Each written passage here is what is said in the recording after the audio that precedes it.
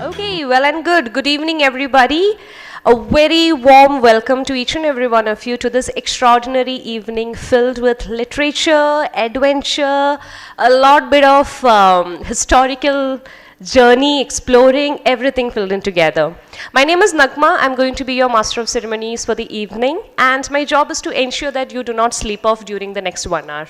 So if you feel sleeping, if you feel any bit of the time you feel like you're getting a little bored, please do make sure that you let me know so that we can ensure that you are involved and you enjoy the event throughout. Now to kick off, I would like to extend a warm welcome to Mr. Yogesh Patgaonkar, none other than the young author's father, to please come onto the stage and officially welcome the entire gathering today. Over to you, sir. Thank you, Nagma. Those who know me know that I generally do not get nervous, and I love speaking. But today is one of those days that I'm really nervous. You know, it's very few. As I saw the guests coming in, very few times it must be happening that a lot of people have seen the author from cradle to this stage. You know, there are many people here who have seen the author's naming ceremony, his first birthday, and a lot of these things. So it's lovely to be here. So first and foremost, welcome. And if the wealth could be counted in terms of the well-wishes that you have, I think, Chinmay, you should consider yourself as the wealthiest person today, because so many people have come out of sheer love for you, and thank you so much. So, no, I'm not going to speak longer if that is the indication. So just while I welcome all of you and all of your friends and family, just a word about our guests of honor today. They are also friends and family. But there's a common theme about the guests of honor today. Pune city, and in general, this audience does not need any introductions actually. While Nagma will do the formal honors later on introducing them, what I'm going to do is I'm going to tell you what's the theme and why they are here as a guest of honor, apart from being the dignitaries that they are. So the common theme for the today's guests of honor is that all of these people have a proven track record of encouraging young minds, encouraging people, and ensuring that people live up to their potential. That's the common theme across all our guests of honor today. And without getting into too much of the details, a few things, the way they came in our life, I'm going to share with you. When we came to the city of Pune in 2003, it was Ganesh and Uma who actually helped us settle in the city. And knowing my temperament, I required people like Ganesh is laughing right now also, but it required people like Ganesh and Uma to help us settle in the city. The kind of work they both have done to encourage the young minds is a sort of legend made of. I'm also going to talk about Principal Chabra. And sir, I don't know whether you remember, Chinmay took admission in Indus International in the 5th standard. And like typical parents, we were sitting very tensed next to Chinmay when sir was interviewing Chinmay.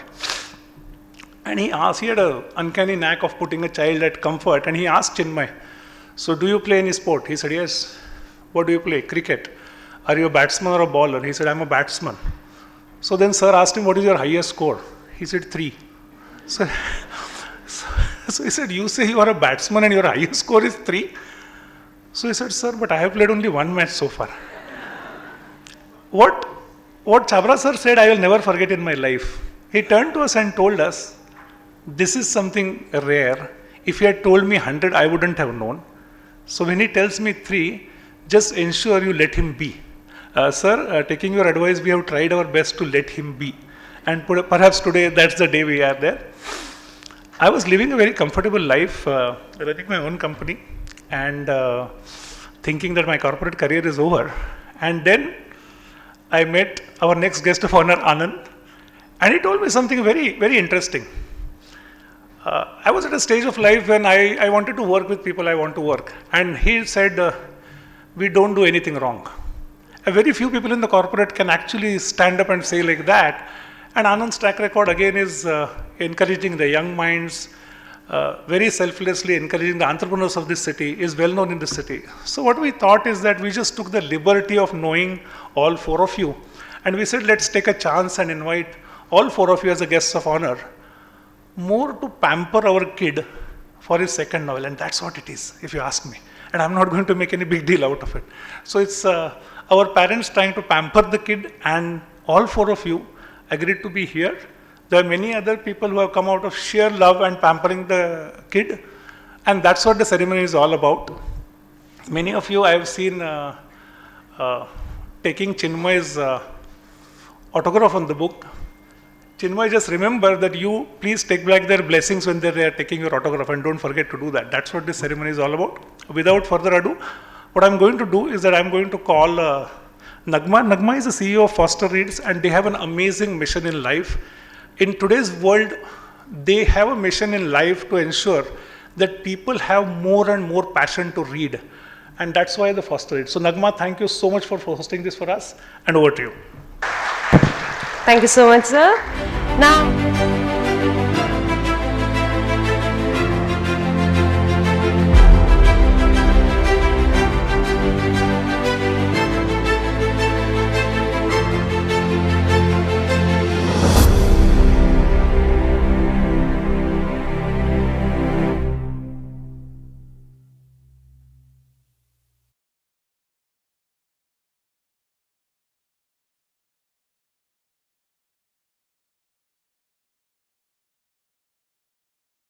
okay, well and good. Good evening, everybody. A very warm welcome to each and every one of you to this extraordinary evening filled with literature, adventure, a lot bit of historical journey, exploring, everything filled in together. My name is Nagma. I'm going to be your master of ceremonies for the evening, and my job is to ensure that you do not sleep off during the next 1 hour. So if you feel sleeping, if you feel any bit of the time you feel like you're getting a little bored, please do make sure that you let me know so that we can ensure that you are involved and you enjoy the event throughout. Now to kick off, I would like to extend a warm welcome to Mr. Yogesh Patgaonkar, none other than the young author's father, to please come onto the stage and officially welcome the entire gathering today. Over to you, sir. Thank you, Nagma. Those who know me know that I generally do not get nervous, and I love speaking. But today is one of those days that I'm really nervous. You know, it's very few. As I saw the guests coming in, very few times it must be happening that a lot of people have seen the author from cradle to this stage. You know, there are many people here who have seen the author's naming ceremony, his first birthday, and a lot of these things. So it's lovely to be here. So first and foremost, welcome. And if the wealth could be counted in terms of the well-wishes that you have, I think, Chinmay, you should consider yourself as the wealthiest person today, because so many people have come out of sheer love for you, and thank you so much. So, no, I'm not going to speak longer if that is an indication. So just while I welcome all of you and all of your friends and family, just a word about our guests of honor today. They are also friends and family. But there's a common theme about the guests of honor today. Pune city, and in general, this audience does not need any introductions actually. While Nagma will do the formal honors later on introducing them, what I'm going to do is I'm going to tell you what's the theme and why they are here as a guest of honor, apart from being the dignitaries that they are. So the common theme for the today's guests of honor is that all of these people have a proven track record of encouraging young minds, encouraging people, and ensuring that people live up to their potential. That's the common theme across all our guests of honor today. And without getting into too much of the details, a few things, the way they came in our life, I'm going to share with you. When we came to the city of Pune in 2003, it was Ganesh and Uma who actually helped us settle in the city. And knowing my temperament, I required people like Ganesh is laughing right now also, but it required people like Ganesh and Uma to help us settle in the city. The kind of work they both have done to encourage the young minds is a sort of legend made of. I'm also going to talk about Principal Chabra. And sir, I don't know whether you remember, Chinmay took admission in Indus International in the 5th standard. And like typical parents, we were sitting very tensed next to Chinmay when sir was interviewing Chinmay. And he had an uncanny knack of putting a child at comfort. And he asked Chinmay, so do you play any sport? He said, yes. What do you play? Cricket. are you a batsman or a bowler? He said, I'm a batsman. So then sir asked him, what is your highest score? He said, 3. So, so he said, you say you are a batsman and your highest score is 3? So he said, sir, but I have played only 1 match so far. What Chabra sir said, I will never forget in my life. He turned to us and told us, this is something rare. If he had told me 100, I wouldn't have known. So when he tells me 3, just ensure you let him be. Sir, taking your advice, we have tried our best to let him be. And perhaps today, that's the day we are there. I was living a very comfortable life, running my own company, and thinking that my corporate career is over. And then I met our next guest of honor, Anand, and he told me something very, very interesting. I was at a stage of life when I wanted to work with people I want to work. And he said, we don't do anything wrong. Very few people in the corporate can actually stand up and say like that. And Anand's track record again is encouraging the young minds, very selflessly encouraging the entrepreneurs of this city, is well known in the city. So what we thought is that we just took the liberty of knowing all 4 of you. And we said, let's take a chance and invite all 4 of you as a guests of honor, more to pamper our kid for his second novel. And that's what it is, if you ask me. And I'm not going to make any big deal out of it. So it's our parents trying to pamper the kid, and all 4 of you agreed to be here. There are many other people who have come out of sheer love and pampering the kid. And that's what the ceremony is all about. Many of you I have seen taking Chinmay's autograph on the book. Chinmay, just remember that you please take back their blessings when they are taking your autograph, and don't forget to do that. That's what this ceremony is all about. Without further ado, what I'm going to do is that I'm going to call Nagma. Nagma is the CEO of Foster Reads, and they have an amazing mission in life. In today's world, they have a mission in life to ensure that people have more and more passion to read. And that's why the Foster Reads. So Nagma, thank you so much for hosting this for us, and over to you. Thank you so much, sir. The man of the hour. I would like to invite, without further ado, our young author, Chinmay, onto the stage. We would like to really understand Chinmay as an author, because I'm very sure that a lot of you know Chinmay from us, I don't know, from the time he was born. You see. Okay, my first question to you, Chinmay.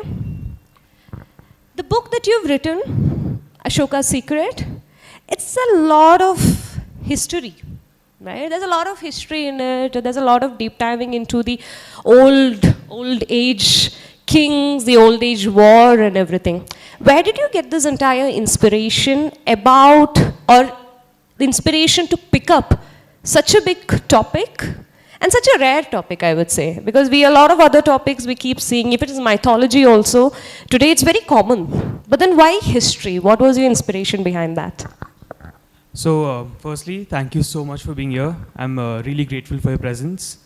And like, to begin with, I think the reason I got so involved in history is because of my sister, Janvi, my elder sister, who is an archaeologist. And just the dinner table conversations about history and, just history 101 and every single intricate detail that she mentions about history on the dinner table, really, it inspires me, and that is something that has been the reason for me to take up history.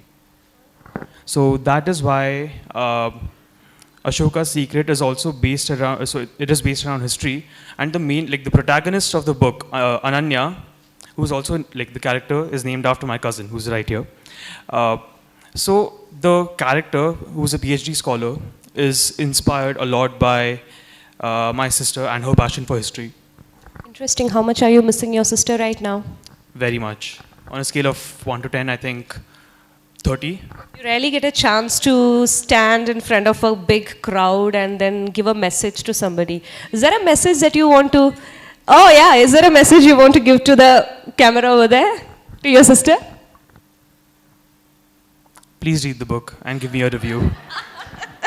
Got it. So now again, coming to history, there could be a lot of topics which we very commonly know about. Like even a student who's not very fond of history, a lot of names are very common. But Ashoka is not something that we on a very regular basis discuss about. Yeah, we all know the Ashoka symbol and everything because it's there on our coins, on a regular basis. We keep seeing it everywhere. But then from a what happened during the Kalinga War or Ashoka as a king, it's not something that we regularly hear about.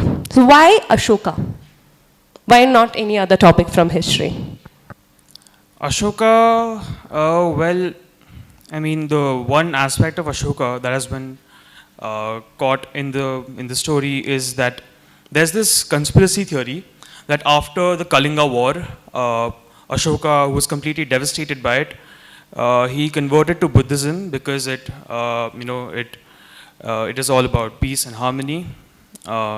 So after converting to Buddhism, he created this secret society called the Nine Unknown, preserving 9 different areas of knowledge, from alchemy to microbiology to communication to propaganda, and all the 9 subjects. So the purpose of the secret society was to preserve and update these 9 manuscripts over time and reveal it only at the right time. So that aspect, assuming that this conspiracy theory is true, I have taken that aspect and connected it to modern India, where there's this PhD scholar who's researching on Ashoka and his secret society. While I'm so excited to talk about it, I think I want to leave the audience and the readers to find it out in the book. That's the indication that you have to go back and read the book. Well, you've been talking about a lot of history, a lot of difficult terms, and a lot of things that happened in the past. I'm sure you would have had a lot of research process while you were trying to write this book, right? So can you tell us a little bit about your writing process? Right. So before I get into my writing process, I always I find a story and write on it. I usually have a certain sense of interest. So for example, talk about my first book, The Last 21 Hours. I was really interested in this, FBI theme, crime thriller, and I read this book called Shall We Tell the President by Jeffrey Archer, and it was the first book that I actually completed in one sitting. So that interested me to research a lot about that, about US and crime and FBI and stuff like that. Similarly, my sister inspired me to find an interest in history, especially ancient Indian. So I knew the theme in the background of the story, but when it comes to the writing process, when I jump into that, I have this notebook where I write every idea for a plot, which is a one-pager. So I wrote the one-pager plot of the story, and then I go into thinking about how the story starts and how it ends. So now when I have the idea that how it starts and how it ends, I just find a way to connect the dots, which I do it and I do that on an Excel sheet. So chapter 1, what's happening and the characters involved and stuff like that. Similarly, in that very same Excel sheet, I have the list of books and sources that I have to refer to, and that is how my writing process goes. So I'm writing and researching kind of at the same time. Aspiring writers from the audience, you know for a fact you can go back to Chinmay for your advice in future when you are writing your book. Okay, coming back. Well, in the book, for those of you who haven't read the book so far, I've read the book. I'm one of those lucky people who already read the book before the launch. So in the book, the characters are traveling to various places, starting from Tibet, they're in Dharamshala, they are in New Delhi, there are incidents happening abroad, there are a lot of places that is covered. So while you were writing, how did you manage these incidents happening in different places? Did you visit these places? Well, no, I mean, as much as I would have loved to, I didn't because, I had to research my way out of it, and I kind of play around with Google Maps on this satellite feature, and I just find out, okay, this is this is location X and this is how it looks, and okay, let's see if I can try describing it, or maybe I can add my own touch to it. So that's how it goes about, at least as far as the location is concerned. And yeah, the rest, well, I do read different sources. Like, for example, there is a so the locations and like which are also pretty significant historical monuments. The information around that is out there in the public domain, or there are certain books about Ashoka which also mention these locations. So that is where I go on about researching and finding out this is how it is all about, and I have included fragments of that in Ashoka's Secret. So where do you find your information from? Like you were telling, you were searching. There's a lot of historical facts you have added. I'm sure even though the book is actually a fiction, you definitely would have had make a lot of references, right? So where exactly were your sources? I'll have to remember, but yeah, I think I've mentioned different sources that I've referred to in the bibliography. So yeah, sources like even if it like documentaries or YouTube videos, travel videos, and like of these monuments, or different news articles, different books are my they were all my sources. I'm sorry, I can't really remember them, but they're there in the bibliography section of the book towards the end. Thank you so much. Next, I have an interesting questions which I'm sure Chinmay's teachers are going to be very interested to see, listen to the answers. Well, in the book Ashoka's Secret, it involves a lot of themes. It involves danger, there's persuasion, there is a pursuit of knowledge. So there are various themes in the book, right? Now, among all these different themes, which theme resonates the most with you and why? I feel the pursuit of knowledge really matches the theme of Ashoka's Secret because, well, yeah, on one hand you have the nine unknown that preserves this knowledge for the right reasons, and then on the other hand, there are these bunch of people who want it for their own purpose. They want access to these like different manuscripts, this like 9 areas of knowledge for their own gain. So just the good and evil thing around that is something that I feel really matches with the pursuit of knowledge part, because there are, on one hand, the pursuit of knowledge is in a positive way, while there's the pursuit of knowledge for a negative sense of ambition. Interesting. Well, you've just spoken again about the nine unknown. So they are also the different characters in the book. So can you tell us a little bit more about the different characters in the book, and how did you, what was your process while building each of these characters? So there is this one character who is inspired by my grandmother, my nani, who's present over here, and like she's probably an example of one of the characters. Then there is then the different characters that are present are probably inspired by the like the people around me, probably, or maybe the inspiration from different books for certain characters, especially the villain. I mean, I really loved building the bad guys, because the kind of like the bad guy defines the good guy or the good girl, actually. So that is something that I really enjoy writing the villain. Interesting. Do you have a process in which how you create a character? Like if you know this is the kind of storyline that you need, and you know you need one person who needs to take up this role, how do you define that character? What is your process like? How do you start building that character? Yeah, so when I'm writing like a proper manuscript, I have a different Word doc opened where it is all about the characters. So it includes everything about them. For example, if Ananya as a character is concerned, I'll mention, like, so she's a PhD scholar, what she, who she is as a person, probably a zodiac sign, her favorite food, and yeah, different nuances about each character. And writing that part is something I really like I really enjoy. So I don't include it in the manuscript while writing it. I write it on a separate document, and certain fragments can be mentioned in like certain parts of the book.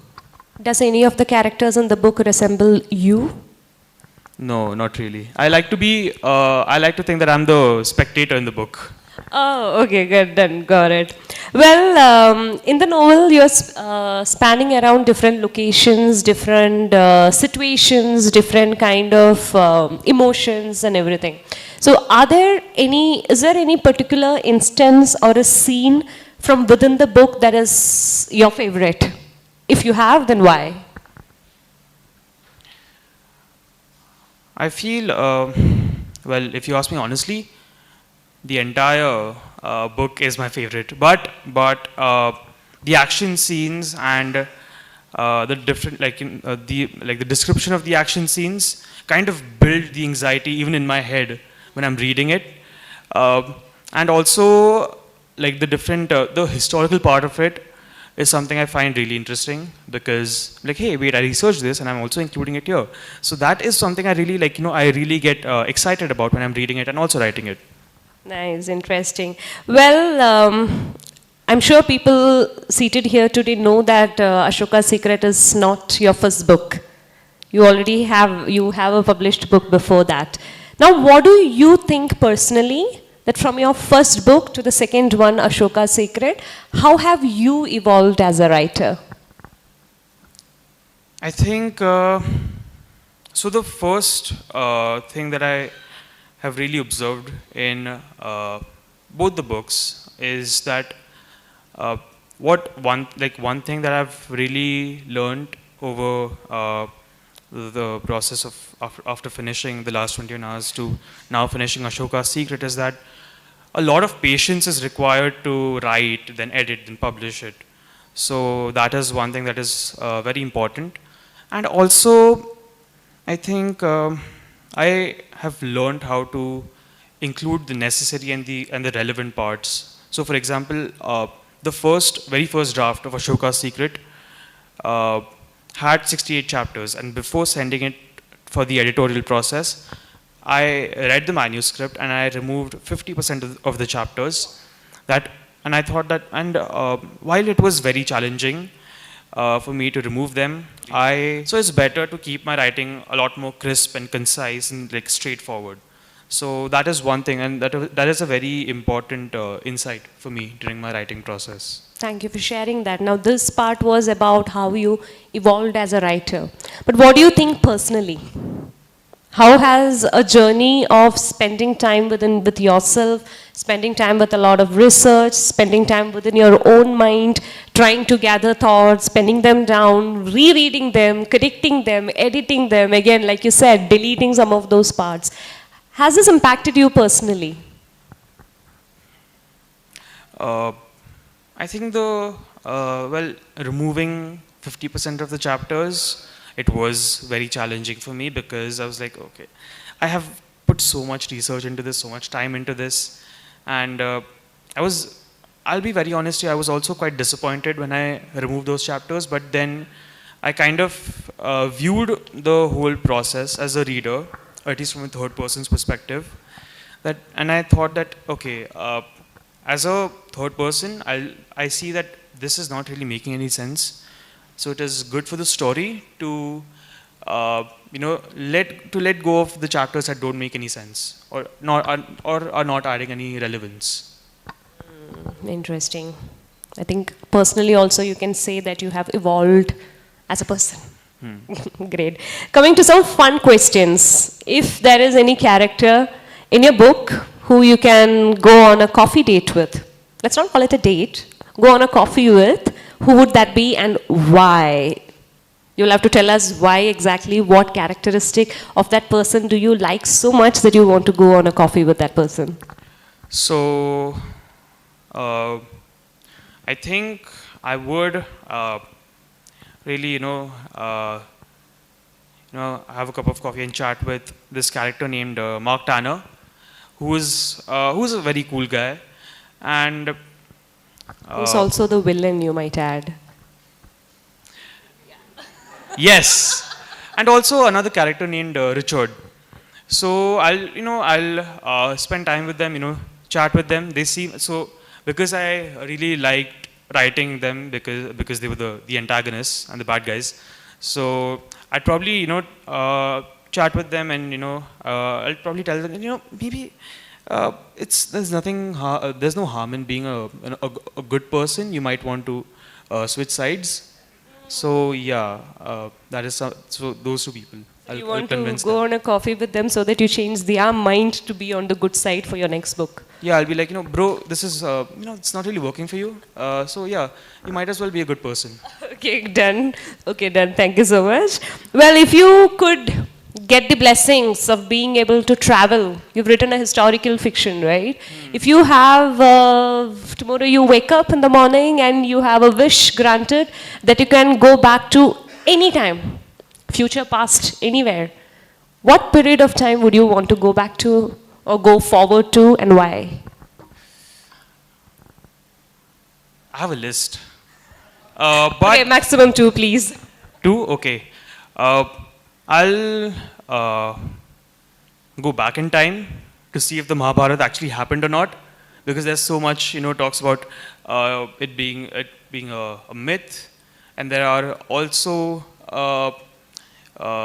theories that suggest that it actually happened. So why not go back in time and just check if it is true or not? Anybody And- wants to join? Do you have space in your train, please? Yeah, and secondly, in the future, the future me would probably want to come back here. So yeah, that is one. Okay, thank you. Well, one last question. If the book tomorrow gets adapted into a movie, what would your dream cast look like? Wow. I always thought of Ashoka's Secret as a novel, but they say never. So if someone is nice enough to make and kind enough to make a film out of it, I haven't really thought of any actor a screen cast per se, because even as far as Ananya is concerned, I'd probably pick either the Ananya over here or my sister. What about the villain who you want to go on a coffee with? Oh yes, I'd probably. Oh yeah, George Clooney could be Richard. And there's Reaction. this film Munich, directed by Steven Spielberg, and the main character Avner, I'd probably have him as Mark Turner. He'd be Any perfect for that. potential screenplay directors, screenplay writers, producers in the crowd, please make sure you're hearing all of this. Okay, last one again, it's not a question, but then finally, you've achieved something amazing. Congratulations on that. Thank you so Is there a message that you would want to give to the aspiring writers? Probably two things that I have learned, and one being this is also a line from Top Gun, by the way. Don't think, just do. And secondly, just have a lot of patience. Thank you so much, Chinmay. Thank you so much. And once again, congratulations on your Thank you so much. amazing achievement. A basic discussion with our chief guests who have actually taken their time off from the busy schedule. As Yogesh sir said, I understand a lot of this might also be personal. These are well-wishers and you're coming here on a formal event. But thank you so much for being here today. And I would love to call each of you onto the stage today to actually address the small panel gathering. Like we were telling, these are all personalities who's been encouraging the young generation to be able to achieve what they believe in, encouraging them to follow their passion, and supporting them in every way possible. So I'm going to invite each of you onto the stage one by one, not taking any partiality. I'm literally calling you up on stage on your alphabetical order. Yeah. So Mr. Anand Deshpande, sir, if you can please come onto the stage. So Mr. Anand Deshpande is the founder, chairman and managing director of the President System since the inception. Dr. Anand holds a BTech honors in computer science engineering from IIT Kharagpur, MS as well as PhD from the Indiana University in the US. Dr. Anand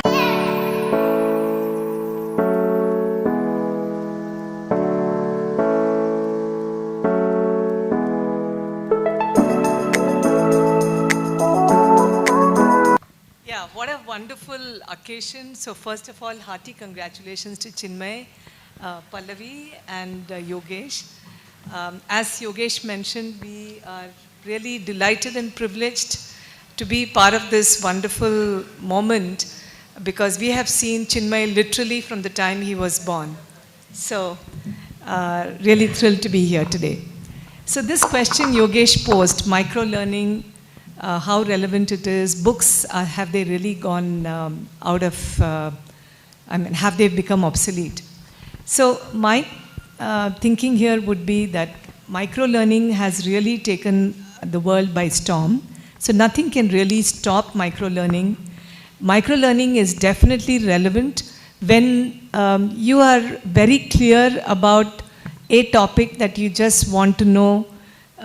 You completely, you just want to get a summary and you do not have time, or you're just getting introduced to it for the first time, or you just want to refresh. Micro-learning is really useful in that context. But when you really want to get to know a subject in detail, you want to have the context, and you want learning typically a subject in depth would mean that you need to go deep and be able to absorb the contents, have the context, sometimes move in different directions as well, because that also brings in a clearer perspective. And that's where books will always remain relevant. And that's where books will play a major role in terms of enabling us to think, and innovation, ideation, all of that piece, keep hearing about. Those facets, if we have to really nurture, books are extremely going to be, continuing to be relevant in the days to come. To all esteemed guests, just feel free to express your opinion, add to your points about what should the young people do in today's world where the information is so much. So just feel free. Right. First of all, I'd like to congratulate Chinmay and to the proud parents, for his accomplishments. As an educator, there is nothing more excel beyond what is mandated. People come to school and do their education. That's mandated. But what he's doing is not mandated, and that gives you a great amount of satisfaction.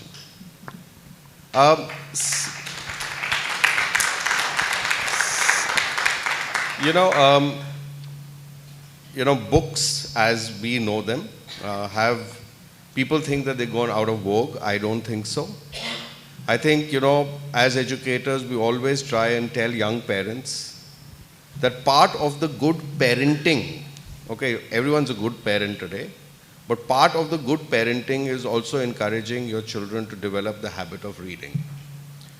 Because that will allow young people to experience. You can't go physically to experience everything. There's a lot of experience that comes through books.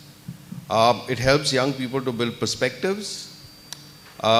It also, in my opinion, helps young people to build the moral man in them. I think, whilst in today's world there's a lot of focus on the economic man, but I think the habit of reading helps them to build, evolve themselves to become good people who will then end up doing good. And like ma'am said, I completely agree with her. Whether it's micro teaching or nano teaching or using the plasma, it's going to be a part of, young people's world. It helps you to find a lot of stuff very quickly. You can kind of go from one place to another place and, kind of find different things. But when you then have to go deep into it, like she said, then you need the physical book, in my opinion. And today they say that young people must be trained to build what is called a biliterate brain, where there's a combination of the plasma and there is and that of the book. So they say that you've got to have a plasma brain and a paper brain, and collectively it makes a biliterate brain, and therefore both are important. But, like, reading a book is definitely something that all of us must encourage young people to do. So let me approach this point a little tangentially, because I met Chinmay for the first time when he was a concept in Yogesh's head. So at that point he was not yet born, and the unborn child is always a superhero. The time I actually met him was when they had moved to Mumbai, and I stayed in their house for a night, and there was this completely villainous little 10-month-old kid, okay, who used to refuse to leave my door. He doesn't remember, because he was too young for that. I said, oh my God, what will this boy grow up to be? He was such a dangerous kid at that point of time. Okay. And just the anecdote, I grew up in a little village called Tatisilva in Jharkhand. It's very close to Ranchi. 20 years back when I said Ranchi, people used to look as dazed as you look. But then Mahendra Singh Dhoni happened, so everybody knew Ranchi. But Tatisilva was a village. And my sister and I actually studied in a little convent school 5 kilometers away. Half the time we used to cycle. Sometimes if we were lucky, we would get a bus. And I remember the first time I heard a name called IIT was probably when I was in class 8 or maybe class 7, I don't know. And somebody had got into IIT from Ranchi, and there was a big celebration at their house. So I remember going and telling my principal, a guy called Fitzgerald, we used to call him Fitzy. And I said, Fitzy, I want to get into IIT. So he said, wait a little, let me finish laughing and then we will talk, okay? I said, what are you laughing about? He said, you're not studying in a school which will get into any kind of tea, forget about IIT, okay? So I was like really crestfallen. I said, what do I do? So he said, what do you do? What do you really like doing? I said, I'm a great book lover. I read 4 books a week, and my father always bribes me and buying me a Enid Blyton or something else in those days. And I read those books. He said, that's it. Don't worry about your life. You speak good English. You are reading lots of good English. You will eventually write good English. When you're 60 years old and look back in your life, you will find it is the power of communication that got you else here. Today, if you look at, let me give you a statistic which you may not be aware of. There are close to 80,000 words in the English language. The average American knows 800, but gets by. The average child growing up in this country knows 600 words, proper words, and 400 WhatsApp abbreviations. Okay, and this is the generation that is growing up. So when I read the page number 4 of Chinmay's book, and I read utopia and dystopia in the same sentence, I'm saying here is hope for humanity. Okay? He will hopefully not grow up to be Shashi Tharoor, but at the same time, he will certainly grow up having a vocabulary of, if not 80,000, 20,000. Okay? So Yogesh, very tangential answer to your question, but I'm saying I completely agree with you, sir. It's reading books and reading and opening up our minds that make us better human beings. And everything we do, if we go one track and only do whatever we have to do, I think we'll live in a very dystopian world. So I think that's really what we need to change. I guess I'm the one who knows Chinmay the least. We have met only once before. But let me congratulate Chinmay, his parents, Pallavi and Yogesh, and also his sister, who seems to have had a big role to play in this book. I'm really honored to be here, and I'm going to count this moment as one of those when this book becomes famous or your movie comes out. Say, when Chinmay wrote that book, second one, this is the first time I found out you had another one. But anyway, so this would be something I can remember and tell my kids that, we were there that day when he wrote that book. So I'm really flattered to be here in this opportunity, and I'm really hoping and wishing all the very best, and you'll have many more books and many more movies to celebrate as well.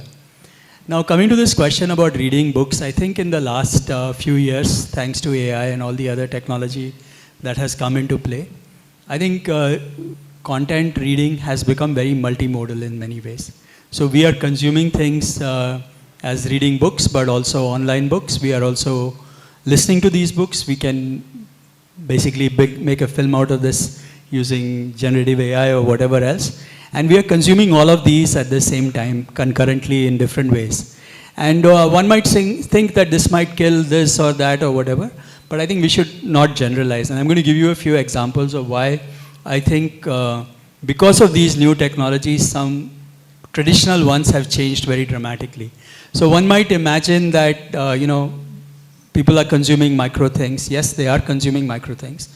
But if you think about all the long serials of specific topics, so you have multi-episode films happening on Netflix, right? So 3 hours is not enough. I can't move it in the movie, so I'm going to have like a 32 hours, 60 hours or all that. So one would have imagined, why would anybody watch them? But they seem to be very popular. On the other hand, you look at cricket, for example, you might say T20 is going to kill test match cricket. But if you look at the new test match cricket, it's all T20 driving next generation of test match cricket really happening in a big way. If you look at AI and say, chess can beat every human, every AI can beat all the human players, and what is there to play anymore because AI is going to kill all chess. But actually, if you think about chess and what's happening in chess right now, AI has completely transformed how we play chess, and the chess has become far more interesting today than it used to be before. So like this, I believe that technology and all the other things that are coming in, we should not generalize that the world is going to go micro or whatever else. Depends on the context. We would go do many things concurrently at the same time. This book will be available in written textbook format. It will be also audibly available. Automatically you would be able to translate to all the languages because that's available now. And with his generative AI stuff and all the Sora and other things that are coming in, I'm sure you'll generate a movie out of this very quickly as well. And it would look very cool and people will consume what is appropriate. So I think we are going to see a next generation of how we learn, how we write, how we create content. And these are all good steps, and I would not say this or that. I think it's all of those is how we look at things. And I think, Chinmay, you are at a very interesting time now. You are just starting out your career, and there's a lot of different things that are available to you as tools to write the next brilliant, I wouldn't call it book, but whatever you call it. Thank you, thanks. My next question and quick comments, because I know all of you manage multiple things at the same time. Okay, and there are a lot of my younger friends, and I'm pretending to ask this question on their behalf, but actually this is my question also. How do you manage to do so many things in a day? Because I have known you, and I have seen sir professionally, but I have seen sir managing one kid at home is tough. And the way he's always calm and cool, and with all those people around, I don't know how you do. So what is your advice on how do you really maintain what you want to do, and what's your quick take on that? I mean, just secret. Actually, to answer this question, we don't have to really go very far. Just look at the book that Chinmay has produced. He has to obviously be attending school, and he is at that juncture where he has to think about his future. There will be several submissions and other commitments in the school as well. And then he has still managed to produce a phenomenal book. Well, there are some controversies on those topics. That's why I said, let me ask this question. Okay, and what is really, incidentally, I have read this book from the cover page to the last page. So I can tell you that even right from the page of acknowledgements, where he has spent quality time thinking about how his sister has inspired to write the book, to the end of the book, if you were to look at the references, it's mind-boggling. The range of references he has cited. When you actually do, Anand, Ganesh would also agree, those of us who have had to spend quite a bit of time creating our thesis, the way we will have to actually bring up the references, that's a kind of diligence he has actually showed in this book, referring to many of those books, articles, videos, and so on and so forth.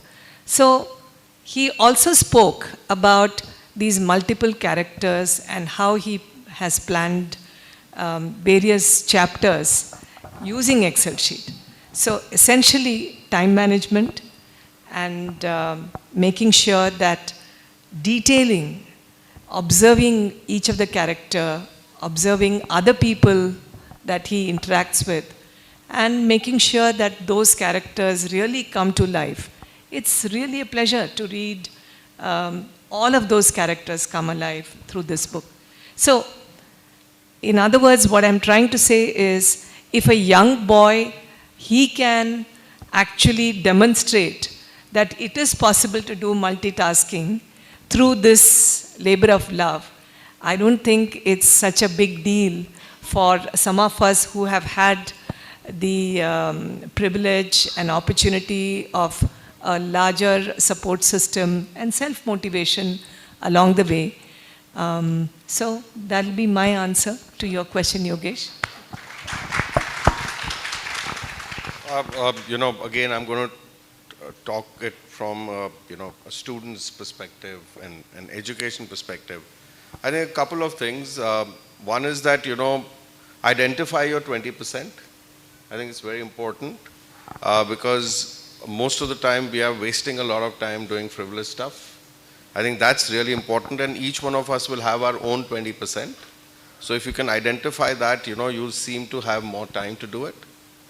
And the second is that it is extremely important, that's what I feel, is to have a routine which is sacrosanct. I mean, you don't allow it to change. I think that allows you again to do a lot more.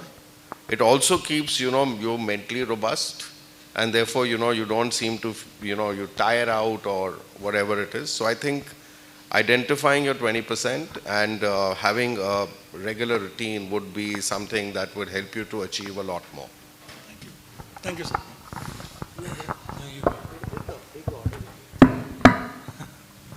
No, so I'm going to be very short. I think it's about writing things down and being diligent about the activities that you are doing, make a list. And the other thing that I find very useful is to delegate it to someone else, so they come back and nag you and then you follow up on them.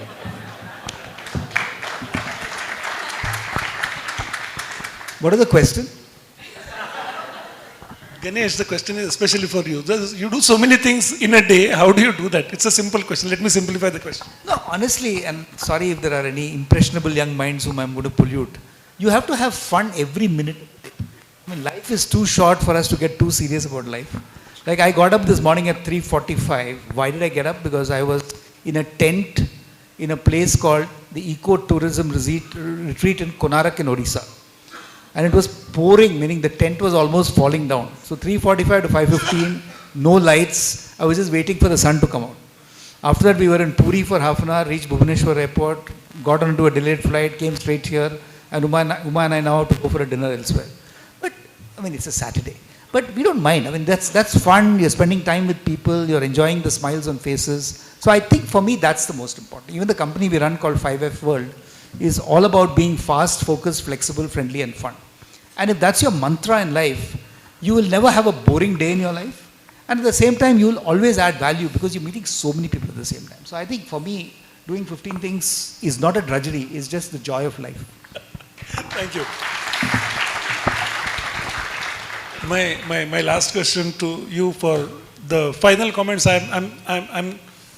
You wouldn't have read the book, but your comments on the book, author, whatever you feel like, just closing comments from all of you.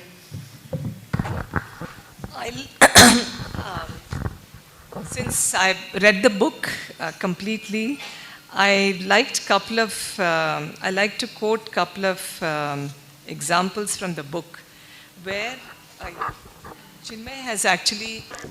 Thank you so much. I hope you all know that we still have books available for all of you who are extremely curious to pick up the books and read or start the habit of reading. Today we've listened a lot about how important reading is. So you can pick up the book for yourself, for your kids, girlfriends, boyfriends, parents, whoever you wanted to, but make sure you pick up a book today and encourage somebody to actually start reading. Now, finally, we are slowly coming to the end of the evening, and I would like to call upon Mrs. Chinmay Patgaonkar onto the stage to officially give away the vote of thanks.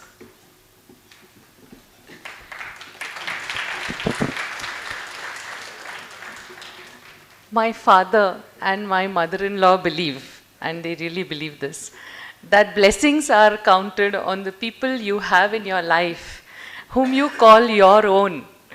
So today we are totally blessed to have all of you, and it's like a moment that will be treasured all our lives. So thank you so much for being here. I start my gratitude, and we are incredibly grateful to our esteemed guests of honor. Thank you so much. I mean, this is like a dream come true. Something that we would have only wished for, but seeing it in reality was like, it reminds me of the song in My Fair Lady. I could have danced all night and have wished for more. So thank you so much for being there. Dil se thank you. To our august audience, and that has our wonderful family which we are blessed with, who've really come here from everywhere. A special thank you to our grandparents, Ajji Azoba, who are here to bless Chinmay. Sorry, he's now 16-year-old, so I need to call him Chinmay. But yes, it means a lot, and your blessings mean a lot. To our dear friends who are a treasure trove for us because they are the highlight of our lives, thank you so much for being such a wonderful part of our journey, and thank you for being here to bless Chinmay. A special mention to his teachers who are here for their patience, for their faith, and for at many a times calming an anxious mother when he was at his notorious best. So thank you, dear teachers. Your support is always valuable. To Chinmay's friends, guys, we really love you. Thank you for being here, and you are an absolute blessing in his life. To our publishers, New Voice and Hubhawks, Leslie sir, who've come here especially for this event, Kevin, Kiran, Vinny, Abhishek, Abhijit, all of you, we miss you here today, but thank you so much. This wouldn't have been possible. To Foster Reed's Nagma, she's such a wonderful and lovely person, and she's now Chinmay's buddy. So thank you, dear Nagma. You really light up any occasion. Thanks a lot. To Simon & Schuster for encouraging the young author. And to each one of you, to PYC, yes, and to each one of you present here, many thanks for your gracious presence, and to the Almighty, and to our Sadguru Mangalnath Maharaj for his blessings that guide our journey of life. Once again, thank you so much, and have a lovely evening. Thank you.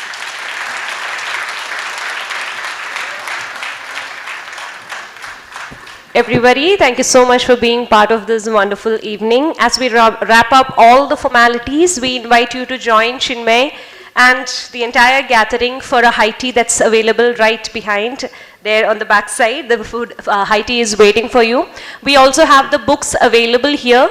Technically, the book's official launch is supposed to be on 29th, but we've made it available for you here today at the counter, also giving a small offer of 50 rupees on each of the book copies. Make sure you get your copies. If you would want to gift it to anybody, make sure you get your copies, and it's available online on Amazon. We made it live today. So you want to pass along the links to anybody who's not available here, please do that as well. And yes, grab your copies, grab the author, make sure you get the copies signed by him before you leave, and make sure you click a lot of pictures. Thank you so much for being part of this wonderful evening, and enjoy the rest of the day.